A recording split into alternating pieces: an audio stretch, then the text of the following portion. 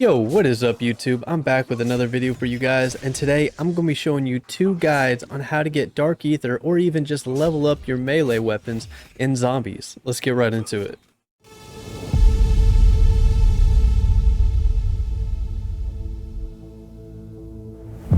So Treyarch is doing double weapon XP this weekend, so I figured what a better time to come out with a Dark Ether melee weapon guide than right now. I've already got one for the weapons, which you can check the link in the description for. But in this guide, I'm going to be showing you two different ways on how to do it with the melee weapons. And the first one I'm showing you is on Firebase Z. Now, first thing you're going to want to do is pretty much just as any normal Firebase Z game is turn all the reactors to get the power on in the earliest rounds as you can. Also, if you guys are not subscribed already, I highly recommend hitting that subscribe button because I post zombie content, tips, tricks, and guides every single week, and you guys do not want to miss any of it. Now, once you have all three reactors turned on, you want to make your way back to the spawn room, and if you have enough points, go ahead and pack a punch your weapon, and if you have any spare points, go ahead and get Juggernog while you're here. And when you decide to put an ammo mod on your weapon, make sure it's either Shatter Blast or Brain Rot. That's because the bosses on this map are actually weak to those two ammo mods, and that'll help out with killing them quickly. But definitely stay away from Deadwire because a lot of times in this strategy, you'll freeze the zombies with the electricity mod, and that causes the ones behind the zombies to pile up, and they can attack you while you can't even hit them because the ones on the front are still in the electrocution animation. So I would highly recommend staying away from that one. And for the remainder of this strategy, you're going to want to come over here and sit on top of this AC unit. And it's actually really nice because the zombies can only come from the front direction, and you can hit both of the areas where they jump up from one location. We'll have to move to hit them. And they have a slow animation, they can't hit you, and it just allows you to continuously swing, and you can kill the zombies as quick as you can swing your melee weapon. So opposed to running circles where you would have to turn around, swing, you'd end up lunging into the zombies, and then you'd get hit 3 or 4 times by them. And then you have to turn back around and wait for your health to regenerate. In this strategy, you won't have to. You just sit here and you're continuously swinging. You don't have to worry about getting hit because by the time they start mantling up, you're going to swing at them. They're going to be dead before they can even get up there. I highly recommend waiting until the assault rounds to run back and buy anything else extra you need from the spawn. But when you do run back, the only other perks you're really going to need in this strategy is going to be stamina up, quick revive, and elemental pop. Everything else really does not help you much in this.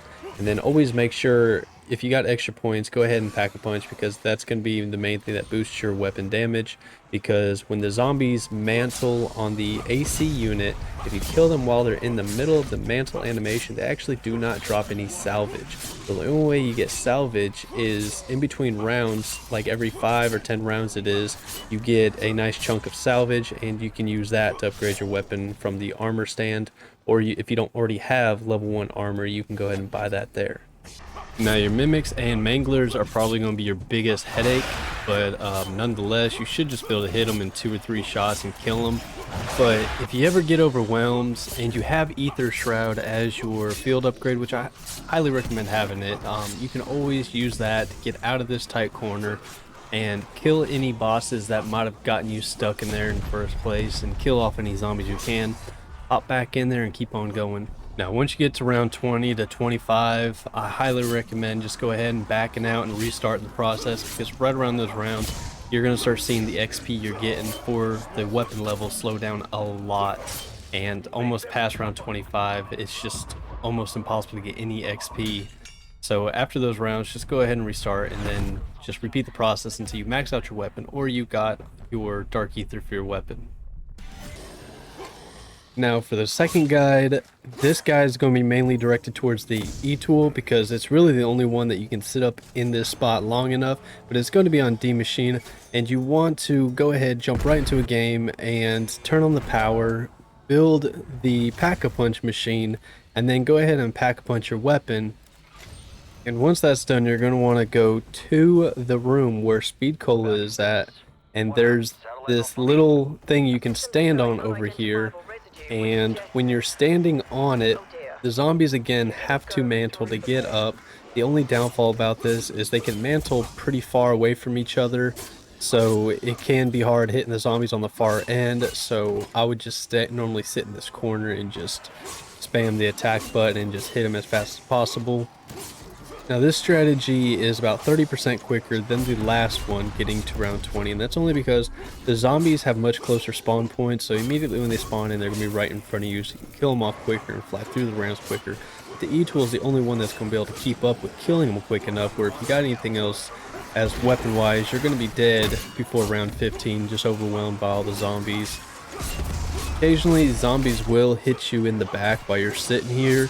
All you gotta do is either just stand up and hit them and kill them, or you can back up a little bit farther without falling off the back of this, and the zombies will run back around and climb up here. And also, the megatons, when they spawn in, they do not actually come into the map. They stay on the outside until you jump off of here. But once you jump off here, expect for them to come in and they'll start attacking you. So if you have Aether Shroud, that's really helpful for taking out those megatons. You'll also be utilizing the same ammo mods and the same perks that you used in the previous strategy. So if you guys don't already have Dark Aether or your melee weapons maxed out, utilize it this weekend. It's double weapon XP. I will catch you guys in the next video. Peace.